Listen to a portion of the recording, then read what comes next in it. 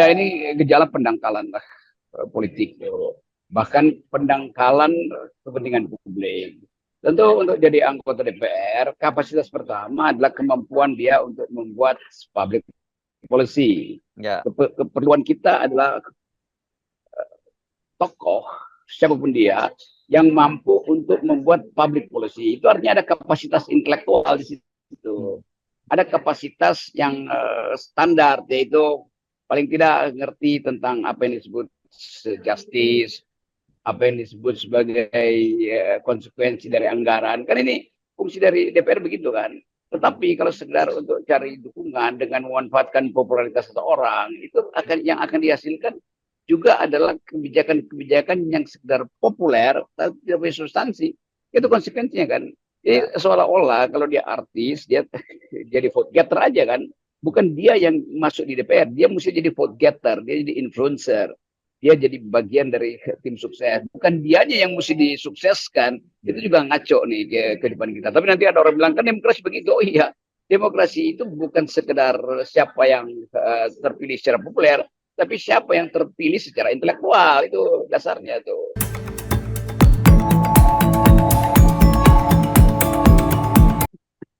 Jadi kelihatan bahwa partai itu tidak punya kader, sehingga dia mesti outsource, bahkan dia mesti nyewa artis untuk naikkan popularitas si calon yang dari kader, yang dari partainya itu. Jadi buat apa ada partai kalau nggak ada kader? Kan tugas dari partai adalah menghasilkan leader melalui kaderisasi itu. Nah kalau kaderisasi itu gagal, itu artinya ketidakmampuan dari pemimpin partai itu jangan dijadikan alasan untuk mengambil kader dari luar tuh. Apalagi kalau kader dari luar itu bukan orang yang dipersiapkan untuk jadi public figure tuh, public figure di kamera. Nah, itu yang disebut sebagai politainment. Politik diolah seolah-olah sebagai satu tontonan infotainment. Bukan kita merendahkan, tapi kapasitas ideologi dari seorang caleg itu tidak berbunyi. Yang berbunyi adalah kemampuan dia berakting di depan kamera.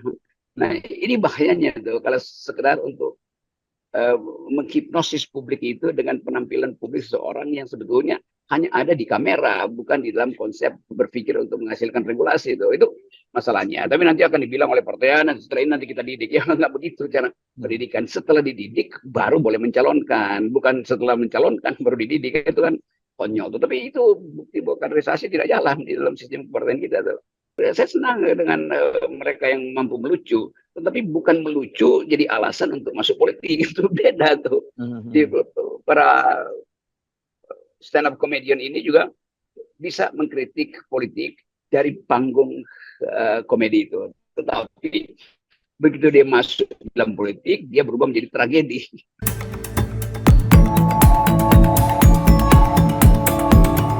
Bahayanya akan dimainkan oleh mereka yang punya pengetahuan lalu mengandalkan pengetahuan itu ditukar tambah dengan mereka yang punya wajah tapi tidak punya pengetahuan kan.